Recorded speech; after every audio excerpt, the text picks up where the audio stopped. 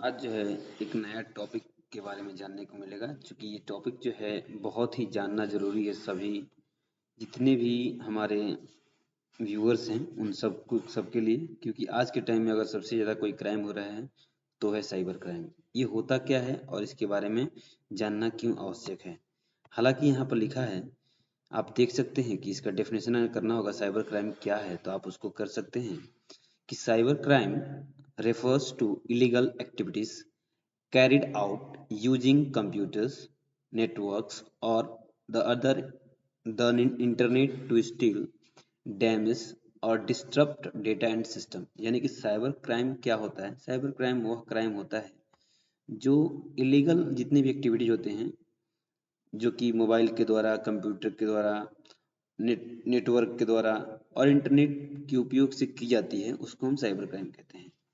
जिनका मेन जो है उद्देश्य ये होता है डेटा को चुराना और नुकसान पहुंचाना या सिस्टम को पूरी तरीके से डैमेज करना।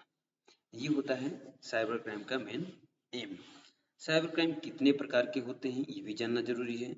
साइबर क्राइम कैसे होते हैं, क्योंकि साइबर क्राइम जब हम साइबर क्राइम के अंदर आ जाते हैं तो हमें जो है रास्ते दिखना बंद हो जाता है। तो आपको कैसे जो है पहचान में आए कि आप साइबर क्राइम के शिकार हो चुके हैं। पहले आप टाइप्स ऑफ साइबर क्राइम के बारे में जानिए। पहला होता है हैकिंग। हैकिंग क्या होता है?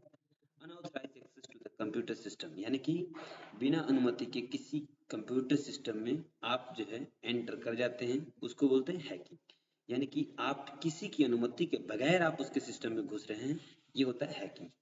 नेक्स्ट होता है फिशिंग। ये भी एक साइबर क्राइम का टाइप्स ही है जो सेकंड नंबर पे आता है। फिशिंग जो है फेक ईमेल्स और message to steal personal information, यानी कि फिशिंग को हम बोल सकते हैं नकली ईमेल या संदेश भेजकर किसी की निजी जानकारी को चुराने को हम फिशिंग बोलते हैं। नेक्स्ट टॉपिक है जो साइबर क्राइम का जो टाइप्स है थर्ड नंबर, वो है आइडेंटिटी थेफ्ट, यानी कि आपकी पहचान की चोरी। कैसे होता है? Miss using someone's personal data, यानी कि आप किसी के पर्सनल डेटा का मिसयूज कर रहे हैं, तो वो जो है बिल्कुल गलत है, क्योंकि किसी व्यक्ति की निजी जानकारी का गलत उपयोग ही आइडेंटिटी थेफ्ट के अंदर आता है। जैसे कि आप जो है किसी का भी फोन लेते हैं और उसकी निजी जानकारी को आप किसी अन्य व्यक्ति को भेज देते हैं या फिर अपने पास भेज लेते हैं। ये होता है किसी की पर्सनल जानकारी को आप चुरा रहे हैं। उसके बाद से होता है नेक्स्ट हमारा है टाइप्स, यानी कि फोर्थ नंबर, ये है रैंसमवेयर अटैक्स। रैंसमवेयर अटैक्स क्या होता है? फाइन रैंसमवेयर अटैक्स क्या होता है? Looking data and demanding payment, यानी कि यहाँ पर देख सकते हैं कि आपको जो दिया गया है रैंसमवेयर रैंसमवेयर अटैक क्या होता है? जैसे कि डेटा को लॉक करके पैसे की मांग करना जो है वो होता है रैंसमवेयर अटैक। नेक्स्ट हमारा जो टाइप्स है वो है online fraud type. Online fraud कैसे होते हैं? जो कि ऑनलाइन फ्रॉड में बहुत सारे जो है हम बता देते हैं आपको, बहुत सारे लोग इसका शिकार भी हो रहे हैं। देखिए, फर्स्ट नंबर जो हमारा टाइप्स है वो है ऑनलाइन फ्रॉड। इसमें क्या होता है? फाइनेंशियल स्कैम्स होते हैं फेक वेबसाइट्स के द्वारा, यानी कि financial scams and fake websites, जो कि इंटरनेट के माध्यम से बहुत सारी जो है धोखाधड़ी हो रही है आज के टाइम में। इंटरनेट के माध्यम से जो ठगी होती है, जो कि वेबसाइट से होती है, उसको हम बोलते हैं ऑनलाइन फ्रॉड। उसके बाद से आता है साइबर बुलिंग। नेक्स्ट नंबर है साइबर बुलिंग क्या है। सिक्स नंबर जो हमारा टाइप है उसमें होता है साइबर बुलिंग क्या है। जैसा कि आप देख सकते हैं कि हैरेसमेंट यूजिंग डिजिटल प्लेटफॉर्म्स, यानी कि इंटरनेट पर किसी को परेशान करना, वो होता है साइबर बुलिंग। यदि आपको कोई जो है आपकी डेटा ले चुका है और आपको बार बार परेशान कर रहा है कि आप जो है मुझे जो है डिमांड पूरा करो, कोई कोई भी चीज़ आपसे डिमांड कर सकता है पैसे की, या फिर जो कुछ भी डिमांड करता है, तो वो एक तरह का आपको परेशान कर रहा है, वो होता है साइबर बुलिंग। उसके बाद से होता है डेटा ब्रीच क्या होता है। सेवन नंबर जो कुछ ये टाइप्स हैं साइबर क्राइम का, होता है डेटा ब्रीच का। डेटा ब्रीच कैसे? डेटा की चोरी करना होता है, डेटा चोरी होना, यानी कि अनऑथराइज्ड डेटा एक्सपोजर, यानी कि बिना अनुमति डेटा प्राप्त करना, ये होता है डेटा ब्रीच। तो ठीक है, उसके बाद से 8 नंबर पे है, 8 नंबर जो है वो है Daniel services, Daniel of services, DOS जिसको बोलते हैं। ये क्या होता है, जिसमें हम देख सकते हैं overloading system to make the them unavailable, यानी कि ज़्यादा जो है सिस्टम पर ओवरलोड होता है और ओवरलोड करके काम को बंद कर देता है। बंद कर देना ही जो है वो क्या होता है, डेनियल ऑफ सर्विसेज। तो यानी कहने का अर्थ है सिस्टम को ओवरलोड कर बंद कर देना ही ये होता है डेनियल ऑफ सर्विस। अब आते हैं impacts of cyber crime. Cyber crime के क्या क्या इम्पैक्ट हैं जो कि यहाँ पर दिए हुए हैं। Financial loss, loss of piracy, तो तीसरा है डैमेज टू रेपुटेशन, चौथा है बिजनेस डिस्ट्रप्शन और पांचवा है नेशनल सिक्योरिटी थ्रेट्स।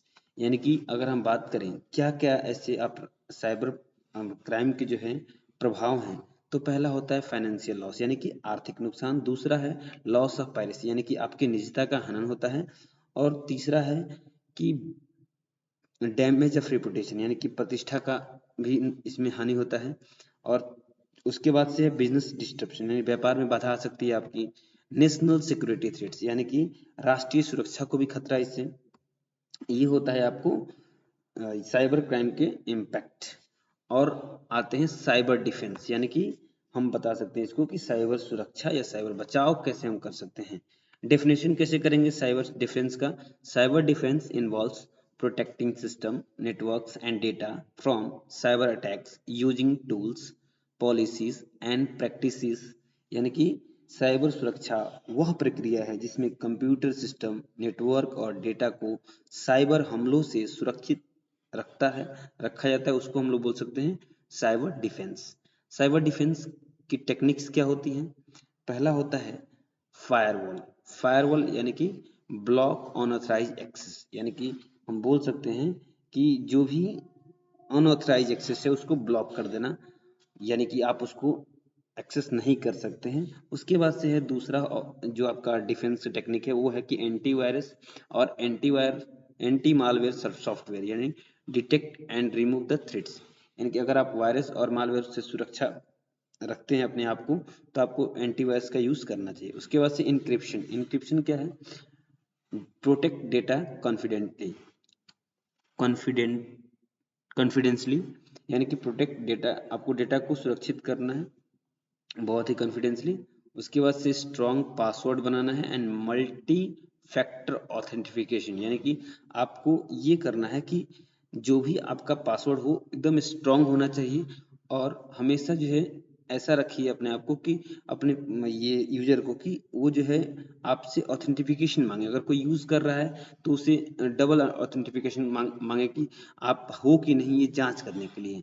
उसके बाद से पांचवा है intrusion detection and prevention system, यानी कि इसको हम बोल सकते हैं कि घुसपैठ पहचान प्रणाली, इसको बोलते हैं हम लोग interruption detection and prevention system. इसमें क्या होता है, कोई अगर अगर अगर आपसे जो है बिना अनुमति के घुसता है तो उसकी एक अलग से एक मतलब आपको अलर्ट कर दिया जाए, वो एक प्रोग्राम होता है, इसको बोलते हैं हम IDS। 6 नंबर है regular software updates and patching. हमेशा आप नियमित रूप से अपने सिस्टम के सॉफ्टवेयर को अपडेट करते रहिए ताकि आपको किसी भी प्रकार की बाधा ना आए सिस्टम में, और आपका सिस्टम जो है हमेशा जो है सुरक्षित रहे। उसके बाद से है बैकअप एंड रिकवरी सिस्टम। इसमें देखिए कि डेटा को बैकअप करने के लिए, रिकवर करने के लिए भी वो एक टेक्निक है जिसे आप कर सकते हैं साइबर डिफेंस के थ्रू। अब है कि साइबर डिफेंस बेस्ट प्रैक्टिसेस क्या होता है, यानी कि अगर हम बात करें साइबर डिफेंस में क्या क्या आता है। Avoid suspicious links and emails, हमेशा जो है क्या करना है आपको, जितने इस तरह के जो है आ, आपको जैसे कि आपको संदेहात्मक जो अगर लिंक आता है या फिर ईमेल आता है तो उसको अवॉइड कर दीजिए। बिना आपको जो है किसी ऑथराइज लिंक पे क्लिक नहीं करना है। उसके बाद से यूज़ द सिक्योर वेबसाइट, हमेशा जो है एक सिक्योर वेबसाइट का प्रयोग कीजिए जिससे आप जो है बचे रहेंगे साइबर क्राइम से। उसके बाद से कीप सिस्टम अपडेटेड, हमेशा अपने सिस्टम को अपडेट रखिए। Educate user about the software threats, यानी कि हमेशा जो है जो भी यूजर्स जो यूज कर रहे हैं उनको जो है साइबर थ्रेट्स के बारे में अवगत कराते रहिए। और follow the cyber security policies. हमेशा जो है साइबर सिक्योरिटी जो पॉलिसीज हैं उसको जो है आप फॉलो कीजिए, ताकि आपको जो है साइबर क्राइम से आप बचे रहें। साइबर लॉ क्या होता है और उसकी जागरूकता कितनी होनी चाहिए, आपको जागरूक होना चाहिए इसके प्रति। लॉ है क्या कि laws to prevent the cyber crime and punish the offenders. हमेशा जो एक जो नियम है, देखते हैं कि अगर कोई साइबर क्राइम करता है तो उसके लिए कड़ा नियम होता है कि वो जो है अगर साइबर क्राइम करता है तो उसे जो है जेल भेज दिया जाता है, उसके ऊपर बहुत सारी कार्रवाई होती है। तो ये नियम होते हैं जिससे साइबर क्राइम को रोका जा सकता है।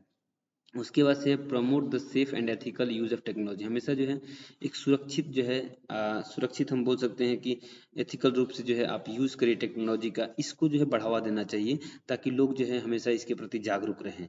इससे क्या निष्कर्ष निकलता है, इससे निष्कर्ष ये निकलता है कि cyber crime is increasing with the digital growth, making cyber defence essential to protect the individual, organization and governments।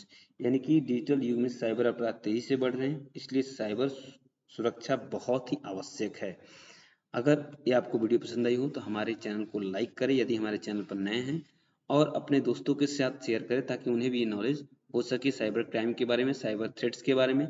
और इस नॉलेज को इसलिए ज़रूरी है जानना क्योंकि आज के टाइम में बहुत सारे बच्चे अपने पेरेंट्स का फ़ोन यूज़ कर रहे हैं और वो जो है अनऑथराइज लिंक पे क्लिक कर दे रहे हैं, जिसकी वजह से क्या हो रहा है कि उनके बैंक्स जो है जो कि फ़ोन में ऐड हैं उससे जो है आसानी से जो है साइबर जो भी हमारे जो हैकर्स हैं उसको जो है आसानी से जो है मिल जाते हैं, और वो क्या करते हैं कि आपको जो है ऑनलाइन फ्रॉड का शिकार होना पड़ता है।